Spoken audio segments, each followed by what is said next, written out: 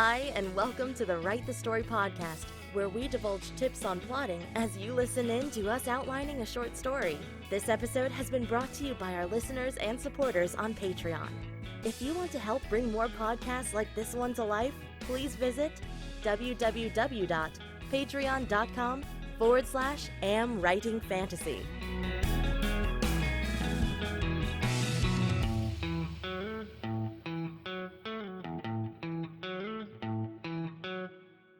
Welcome to episode 5. I'm Autumn. Before I call Jesper, I want to bring you up to speed on what we did in the last episode. The last time Jesper and I met, we started going through the 7 stages of story structure to take all the notes and character development we've done up to this point and put it into an actual plot. The 7 stages are intro, inciting incident, reaction phase, dark night of the soul or new info, planning phase, climax, and wrap up. We wanted to get as far as the reaction phase, but we actually made it to the Dark Night of the Soul, which for this story is actually more of a new info turning point, putting us ahead for this session. Woohoo! I'm sure we'll review our notes quickly before jumping into the planning phase, the climax, and the wrap-up, so I won't go over them here. Okay, with that, I'm going to call Jesper.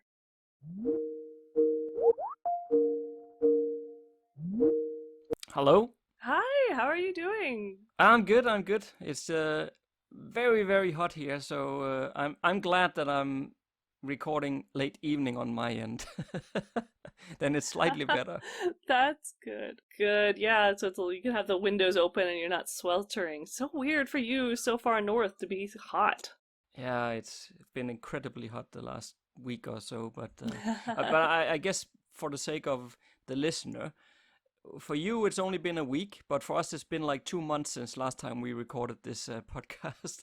There's been some summer holidays in between and some book launch stuff and whatnot, so yeah. Yeah, it's been a busy summer, so no complaints though. It has, yeah. It's busy in a good way. I always used to say that, I like to say full. It's been full summer because busy sounds bad, but full sounds like, oh, all this stuff, it's wonderful. Yeah, and you have also had a lot going on.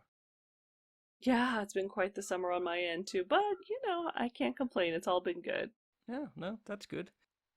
Maybe, I mean, the listener they have listened to this, the previous episode last week, so they know where we are at. But we, of course, just before we got started here, we had to just remind ourselves where we got to. But I think we're up to speed now and probably ready to do the development plan, are we not? Or do we need to do any summarization, Autumn?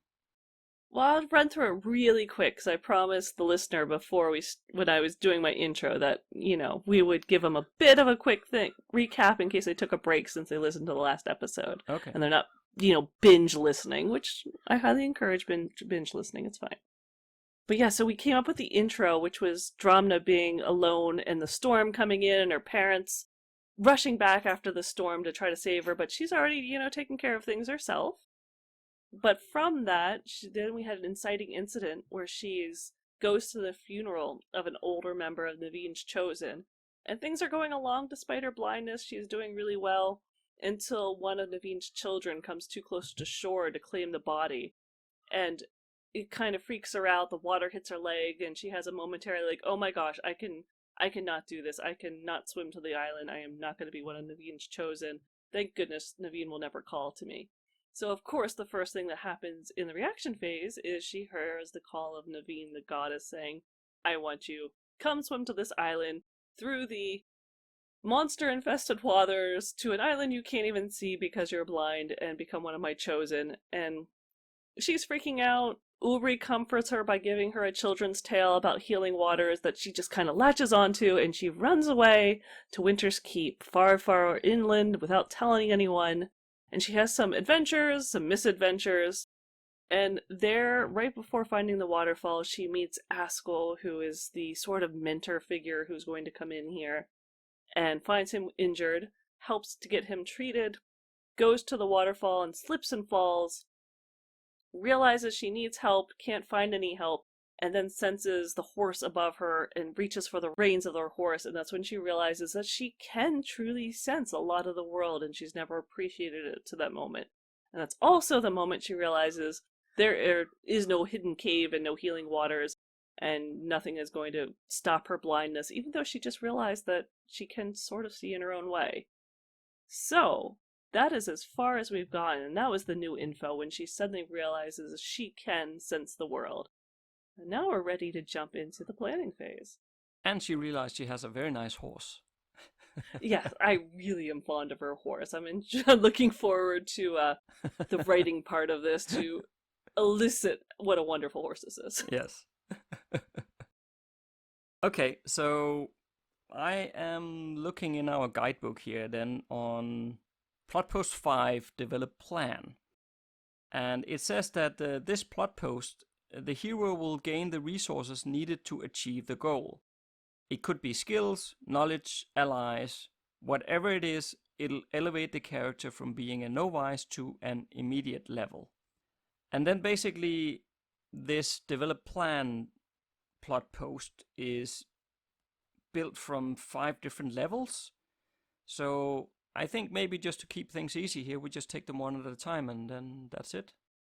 That sounds good, yeah. All right, so level 1 says, the beginning of the develop plan is very similar to the opening of the reaction phase, but here the character is in the aftermath of the new info. So that was the whole thing about getting saved by her horse. Mm-hmm. The world hasn't changed like after the inciting incident, however the character has. Yeah, that's Yes. check mark. Yep, she now knows that she can sense the world much better than she ever realized. Right. Fueled by determination and a growing competency, the protagonist has a thriving desire to deal with the problem, yet he or she isn't quite ready to face the ultimate test. The pieces still need to be put together while trying to avoid whatever it is that the villain is throwing in the protagonist's direction. And I think with this stuff with the villain, we mostly talked about that a lot of the villain in this story is the environment and also herself, her internal struggles, right? Exactly.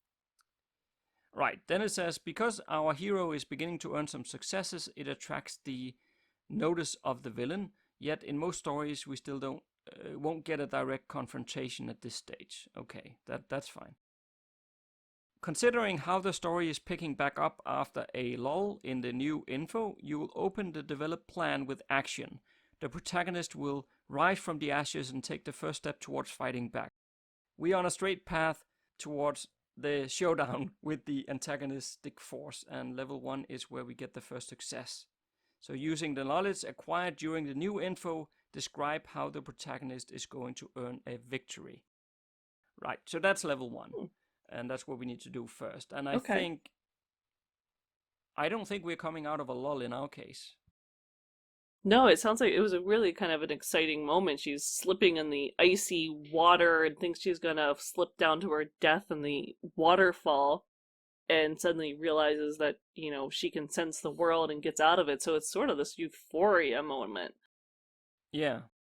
So maybe we can have her earn a victory in something that is more of a lull, so that we don't create like 2 action bits right after each other. That makes sense to me. Right, so probably if she's to earn a victory, it should probably be something related to her newfound skill here. Mm-hmm. Well, I mean, my initial thoughts with this was just navigating to Winter's Keep on her own, with obviously the horse, but maybe she'll choose to walk instead and have the horse follow, or because up to this point the horse has been really the navigator, but she's going to be maybe exploring what her senses tell her. So I could see her just kind of walking back towards town, not being quite as afraid, but seeing, am I really sensing the road? Am I really sensing this tree? And walking up to things going, Yep, I sense that. It's there. That's what I would be doing if I was in her place, going, I'm blind, but now I can actually sense this world. But is it real? I'd be testing myself like every 3 feet, going, yep, I really did feel that. Yep, that really is a boulder. No, you're absolutely right. That's a good point. I think that's exactly what you would be doing. And she said she was going to catch up with the caravan. So she's probably going to get so consumed in walking around testing this and that the caravan leaves. Because they think that she's lost or something, so they're left, and so she will be walking around doing what you just said, touching things, figuring, oh my god, this is so amazing. She should probably be a bit euphoric about it. And then at some point she realizes, oh darn, I was supposed to go with the caravan, and I wonder what happened to the wounded guy. Yeah, Askell. Yeah, to Askell. And then she goes back towards the road and then she realized that it's gone. The caravan is gone. Mm-hmm. And then maybe for a moment she gets concerned about it.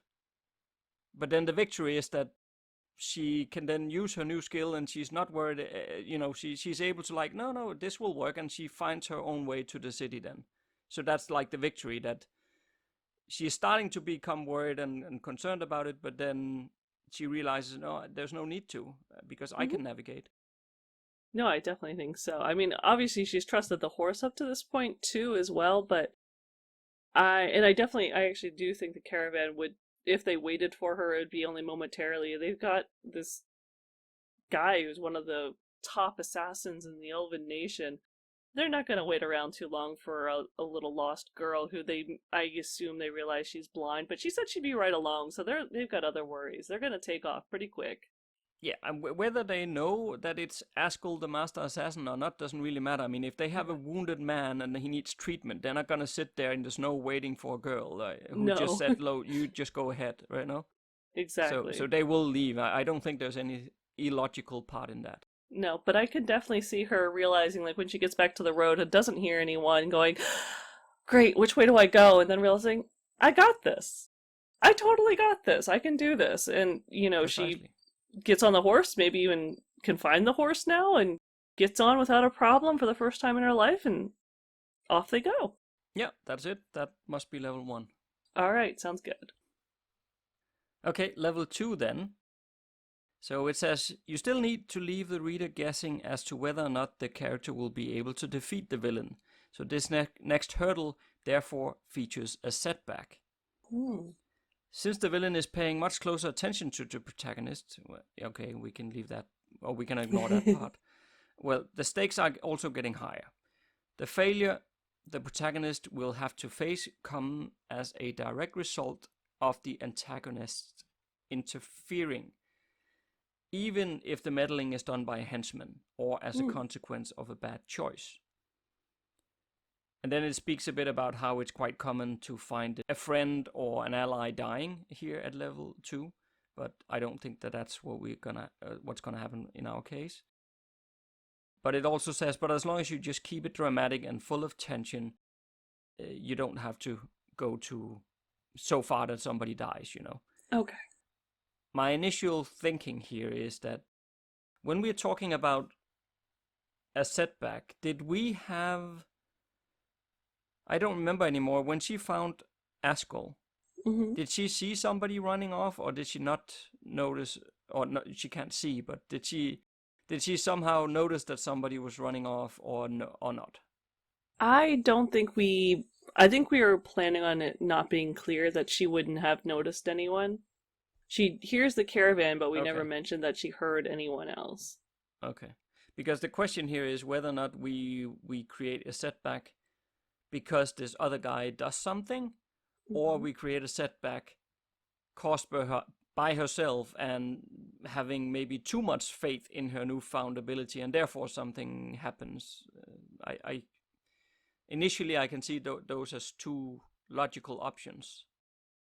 Yeah, I agree. I could see that going either way, and I was trying to remember even what we specifically said the climax was when she helped save Askell, I believe, and so I was double checking our notes to make sure that is what we had planned.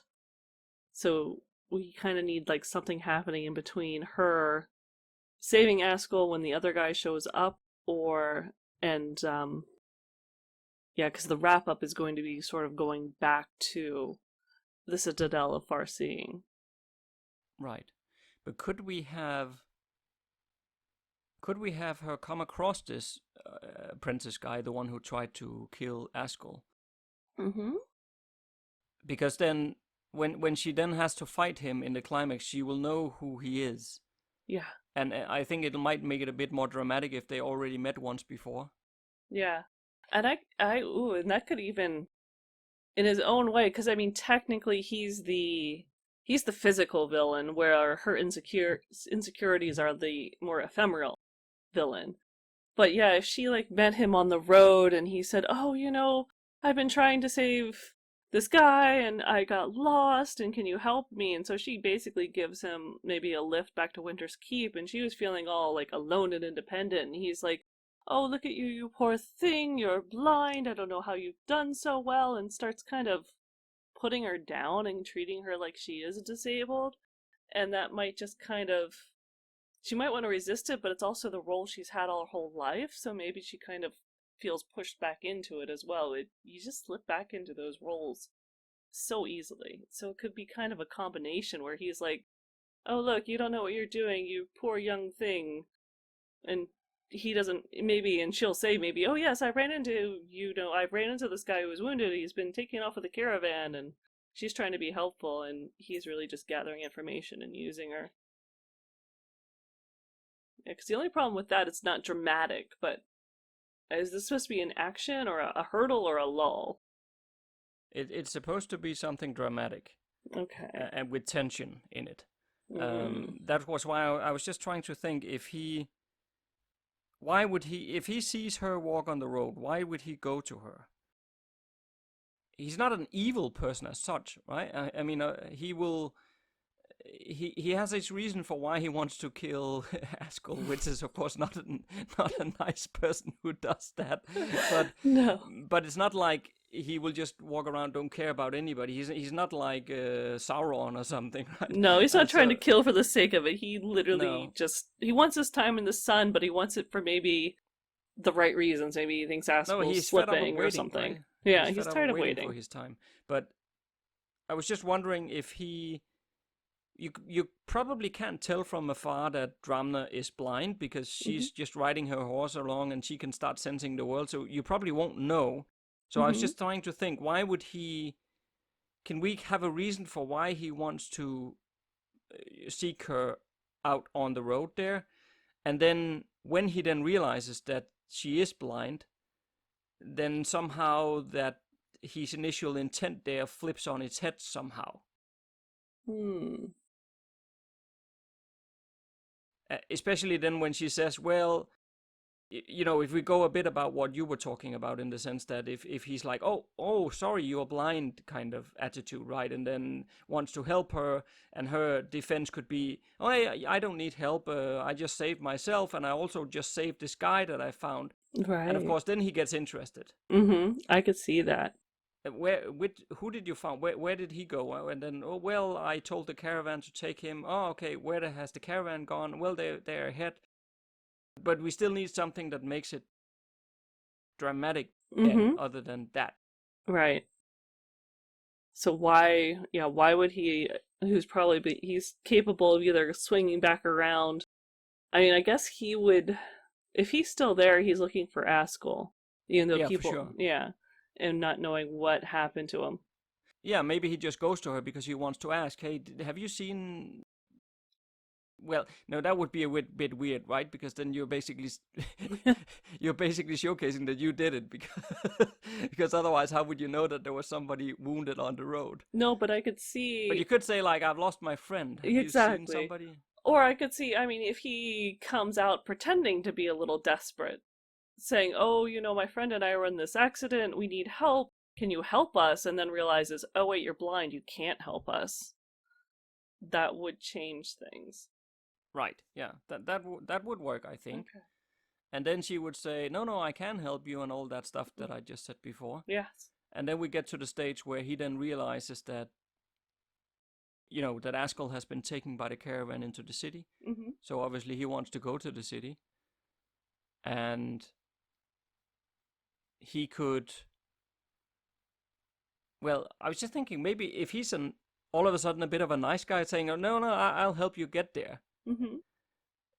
I think that adds another dimension to him, that he and we have it so that he actually does it because he wants to help. It's not just something he says. It's like, I will help you get there. Right. And I can see you're missing some stuff. Here's some food. I have some in my bag. You can have it. He gives her some. So he's actually nice. I could think see that. that'll add a fun dimension to him when he then tries to murder the other guy again. Yeah, no, I could see that, especially because, I mean, the elven race is underpopulated, they're trying to rebuild, and she's this, like, basically a teenager for them. It's like, oh, Yeah, right. I can't believe you're out here alone. Let me help take care of you. I want to make sure you stay safe because you're this treasured resource, and I am Right. trying to be someone who's going to be a great person protecting these resources, even though I'm trying to kill off my mentor. Right. And then they go to the city, and Mhm. can we then have something dramatic happening there? Could. I mean, I could see, depending on how we interplay what is happening between them, there could be some doubts and stuff that creates some starting points of just inklings that things are not right to what he's saying. I don't know if she'll sense that there's just Yeah, something yeah, a little that bit would be good. wrong. I just think, yeah, I think that let the reader just start saying, wait, there's more going on here than this guy is saying. Yeah, so they're traveling to the city, and along the way they're talking to each other, and she starts figuring out that there's something wrong here. You know, she will ask to about what kind of accident were your friends in, who was your friend, that kind of thing. I don't think we need to flesh that out right here, Yeah. but we could just make a note to say she will ask him questions about those things, and through those questions, it starts to become apparent that there's something weird, you know, or she doesn't quite trust him all of a sudden, and Yeah. we just sow enough doubt, like Well, I could even maybe see. she gets a bit concerned Yeah. if he will attack her or something. I don't know, but it just needs to be dramatic enough. Yeah, well, I could see that. I mean, she's going to be probably not wanting to answer that she's one of Naveen's chosen and ran away from home to come to find healing waters that don't exist. So she's going to be like, oh, making up some kind of story, and she's going to realize he's doing the exact same thing. He's making up his own story, and they're basically lying Yeah, to each other, and she's going, what is going on? I know why yeah, I'm here, but why is he really here? Because he's lying about this. And that would be an right. interesting unraveling to what's going on in this scene. I agree. I think that works fine. Okay. Because also at this stage, the reader doesn't know what happened to Askell at all. No. I don't think we said that anywhere. So the fact that this guy is here, maybe the reader will probably start putting together, well, this is probably the guy who did it. Yeah. Which is great, because if the reader start thinking that, then it is dramatic. Yes. And I just like the idea of them having answers that mimic each other so that Yeah, even the reader will start seeing just as Dramna's saying, like, wait, Dramna knows she's lying, and this guy's answering parroting almost exactly what she's saying, yes. and there's something wrong here. And she starts realizing that he's lying, and she can see on him that he's realizing that she's lying, and he's sort of resting his hand on his dagger or something, just something like where she starts feeling like, am I in danger here, Right. That would be a great way to end a chapter right there of going, he's lying. He's got weapons. I'm alone with him. Yeah. Great. All Let's right. pick up the pace and get to the guards at the gate. Yeah, my horse looks he needs fed. Let's go. All right. Sounds good. Okay, that works. Okay, level 3 then. The tension is getting so thick that the reader needs a butcher's knife to cut through it. That's what it says in the guidebook. It's time for the final lull to take place before we reach the end of the novel. Without this lull, the pace would be full out rush ahead, and there would be no moment of doubt, time with a loved one, or a comedic moment. Okay. Well, that should be pretty easy because we already almost if we're going towards the final hurdle, it would be the final hurdle before the climax. So this is the last lull before the climax. Yeah, that's correct.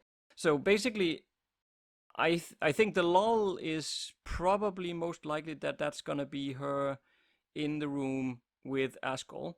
I agree. I think that's completely logical. Mm-hmm. But the only thing I'm trying to work out is, it shouldn't be overly dramatic or stuff like that, but on the other hand, it can't be boring either. So it's not like, oh, okay, there you are, and here's a bit of bandages and blah, blah, blah. No, That's boring. I think there's got to be an instant connection between them. Yeah, I think so too.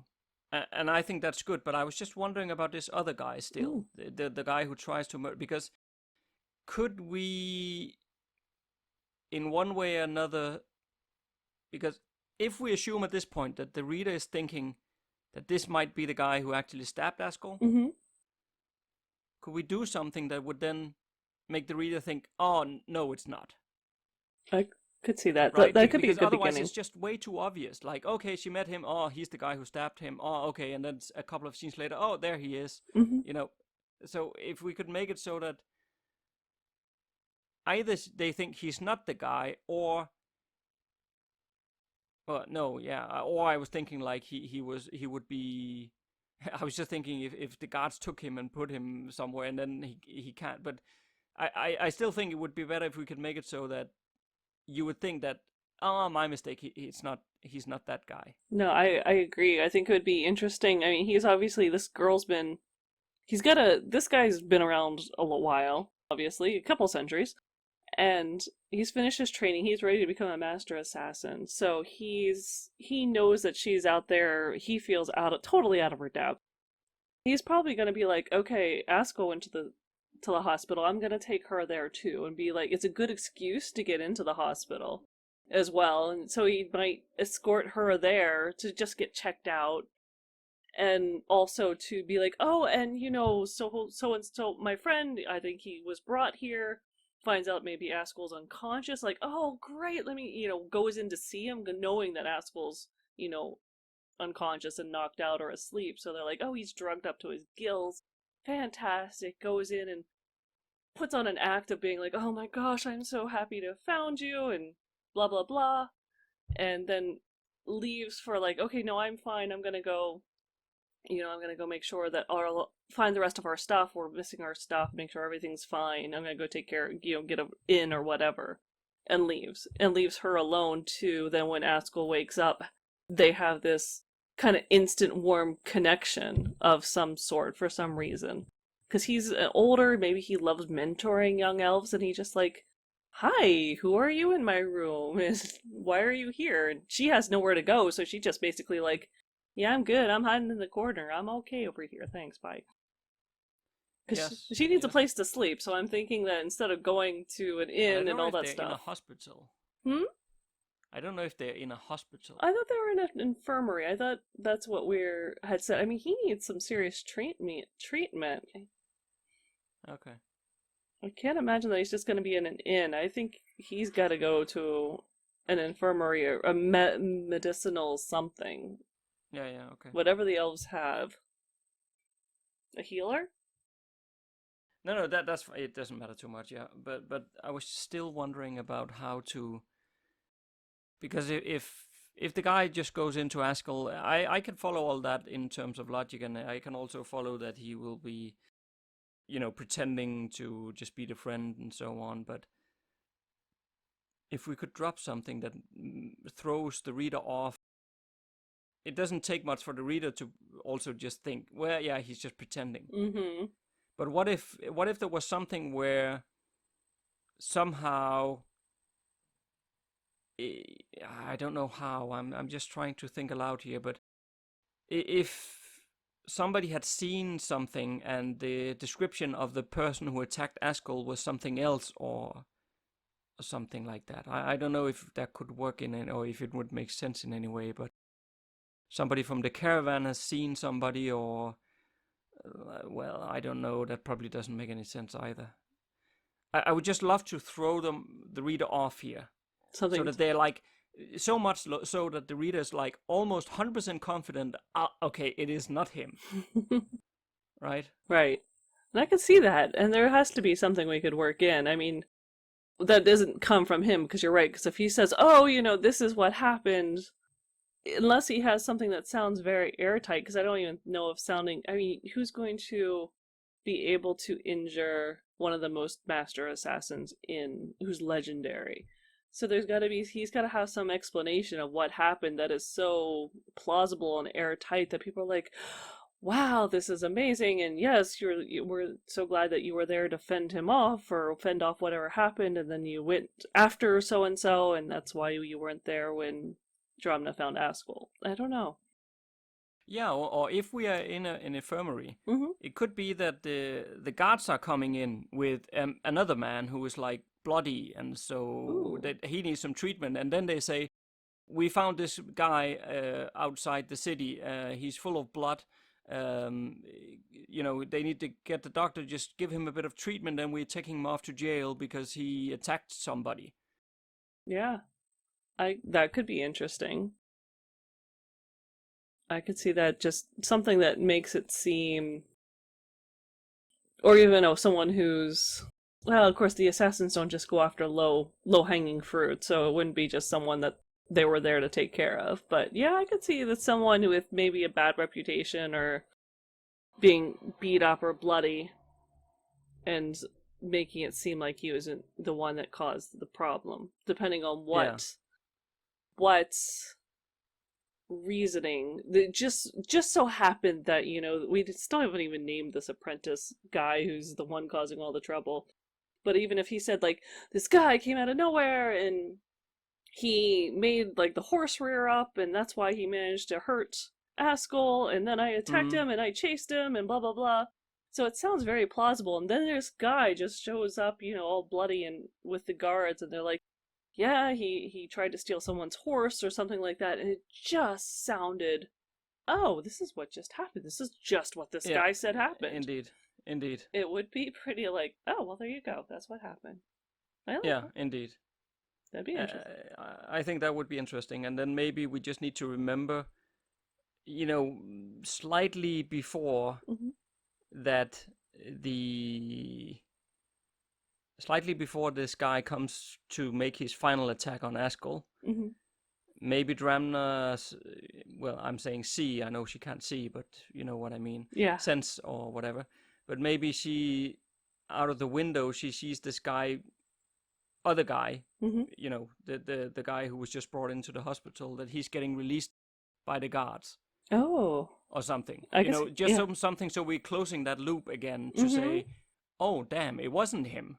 Yeah. Because now they're letting him go, and then what? And then boom, then he comes. Yeah, that would be interesting. That would be a good way of at least wrapping that up, saying, or at least getting the rest of the story where it was something in town or it was something completely unrelated. Yeah, I mean, he might just be the regular burglar or ruffian in that. I mean, he might be a well-known, like, this guy's, there's always trouble with this Yeah. guy, Exactly. But yeah, somehow making it clear that he might be always trouble, but he's not the one who caused what just, yeah. Yeah, because I think we need to close that loop, because Yeah. otherwise it feels like we did actually stuff him in there to make it a bit more dramatic there. Yes. But unless we also close it, then I don't think we can leave that hanging there just like No, that. we Like, need to he have- comes in one scene because we needed him, and then bye. Yeah, never hear the end of the story. No, I agree. That needs to be closed, whether Dramna sees him like leave the hospital or leave walking down the street, and he's someone's like, hey, you do okay, that horse kick you, just something that where Yeah. it's Yeah, okay, you're always just causing stupid crap to go on. right. Okay, I could go with Good. that. I think level 4 is gonna be pretty easy and quick, and let me just read a bit here, and then I'll Okay. explain why I think so. Cool. So it says, while your protagonist is plowing ahead, he or she is likely not in self-control, in full control of the situation. Yet the hero isn't getting bested at every corner anymore, and actual progress is being made. But we need to anchor a fear in the reader that the protagonist might not make it. So for me, this one is quite easy in the sense that now she is talking to Askell. Mm-hmm. So Askell, and during their conversation, he will definitely tell her what happened. Oh yeah. And he will tell her, well, my apprentice actually was the one who attacked me. And she will figure out that, oh shit, that's the guy. That's the guy who was in here. That's the guy I was with. Mm-hmm. And then, because she will then understand, oh, he's apprentice, that's an assassin. So, and Askell will explain to her, because he's not feeling well, and he might like almost be falling asleep half the time and stuff like that, right? So he might say, can you make sure that I'm being watched over? He probably won't ask her to do it because she's just a teenager, but he might tell her, can you go to the city guard or something, tell them that I think he might, and try another attempt. Mm-hmm. And she will, and then maybe he just falls asleep or something, and she's there like, oh my god, what if this guy comes now? He's a assassin. How am I supposed to deal with that? I can't do anything. Right? So I think then that might be level 5 in a moment, but then we need to figure out, because she would probably go to the guard or something. Mm-hmm. And then maybe he comes before she gets there or something, right? Yeah, I could see that, because I actually put it when I was making notes on this. I said maybe the guy we had said, comes in bloody, and maybe he's taken away, but maybe he's not taken away. Maybe he's just being guarded further into the infirmary, so she doesn't have to go like across town. Because I don't think she would leave Askell totally undefended, but I could see her going and finding where the guards are going. No, this guy didn't do it. He's not right. Yeah. So that works. Yeah, she could close maybe that loop. she goes. Yeah, exactly. She goes out of the room, wants to go down to the guards, and then down the hall she sees this guy's coming, and then she slips back into the room. Oh. And that's where we can have her lie down and pretend to be asleep because she can't figure out what else to do. Right. And then when the guys come in there, he thinks that she's sleeping. And he also thinks that he knows she's blind, so he'll be like, oh, whatever, it doesn't matter with her. Yeah, and plus it's a teenager, he won't feel threatened, and he'll also be a little bit like, oh, I want to leave her alone, because, I don't want... and the thing is, we need him to be off guard, so that he's not prepared for an attack from her, because otherwise she could not defeat him. Definitely. That makes sense. So I think that all lines up very nicely. Okay, level 5 now. So we are at the threshold of the climax now. All right. So this part of the plot will contain a piece of information or an event that gives the hero the final clue needed to push forward. Come up with a vital inkling that clarifies what the protagonist needs to do in order to succeed. The character can still have doubts, but the stakes have to be high enough that the possibility of defeat feels all too real. The hero will decide what must be done, ready or not. Right, so at this point we have her, she's just gone out of the room, Askell is asleep, probably drugged or whatever. Yeah, definitely. She sees this assassin walking down the corridor towards their room, slips back inside, and of course now she thinks, oh my god, what am I gonna do? He's gonna come now. Mm-hmm. And whether I'm ready or not, I have to do something. I can't run out the door and down to past him on the corridor to the guards, because then he will stop me. Mm-hmm. And plus it'll be too late. It'll be too late, yeah. So she will lie down and think, okay, I'm gonna pretend being asleep. But then she will think, no, that's not gonna work either, because then he might also kill me. Mm-hmm. And I don't know, maybe she then... Does she grab Askell's knife or something and takes that? We just need the right angle on this topic so that she probably doesn't grab the knife because she wants to attack the guy. Mm-hmm. Because I don't even think that she's thinking that she's going to attack him at this point, but maybe she's thinking what would be like, well, wouldn't you think maybe I can shout for help or something? I would think so, but I think she would realize that by the time he's an assassin, by the time she shouted for help, he could kill her. Right. So, but she will probably think about it. Yeah. She will think, mm-hmm. What do I do? What do I do? Do I shout for help? Yes. Do I just lie here pretending to be asleep? And let him kill him? All her options ends up in the conclusion, no, then he's just going to kill Askell, and I can't have that.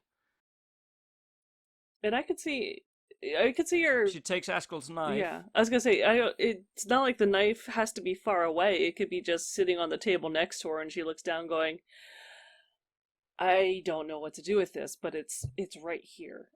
And maybe I can protect myself, or do I protect him? But at least it's just like opportunistically there, because obviously his daggers are there. Yeah, maybe she doesn't take it. Maybe she just notices that it's there.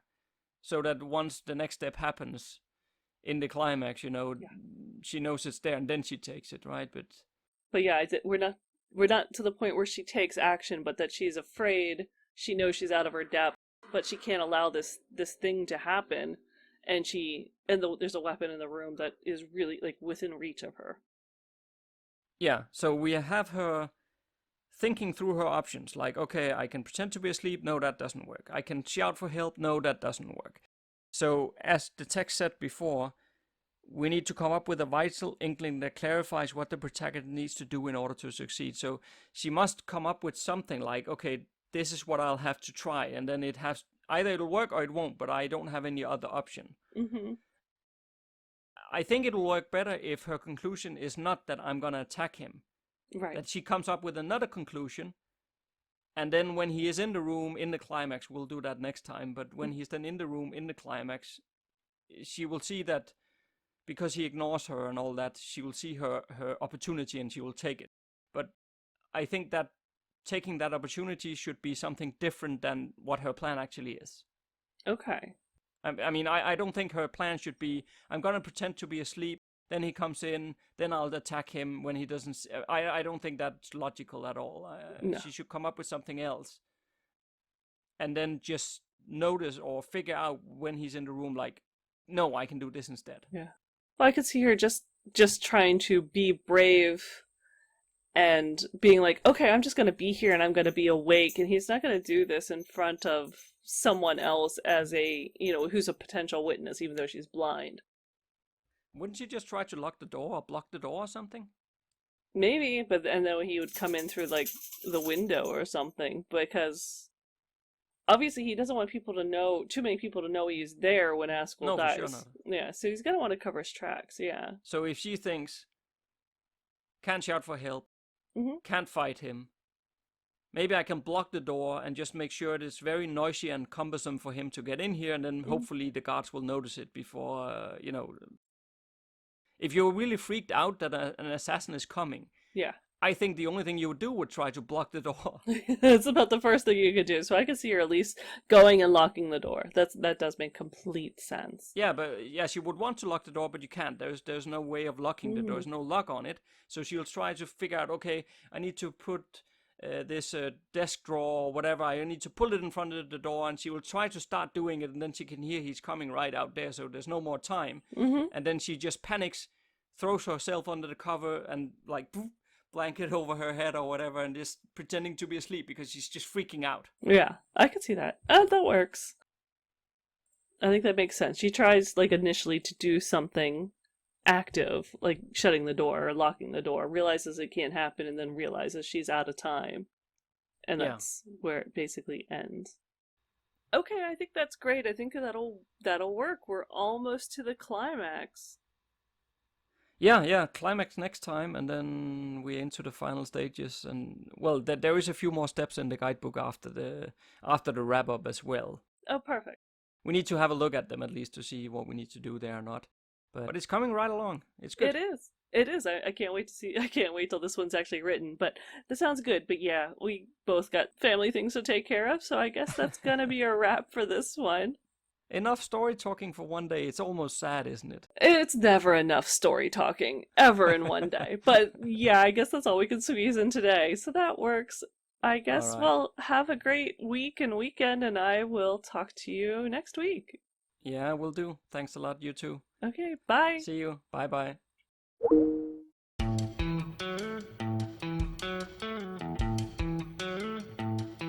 Thank you for listening to Write the Story, a limited series podcast. Please consider to support. It will help us make more podcasts like this one in the future. Go to www.patreon.com/amwritingfantasy.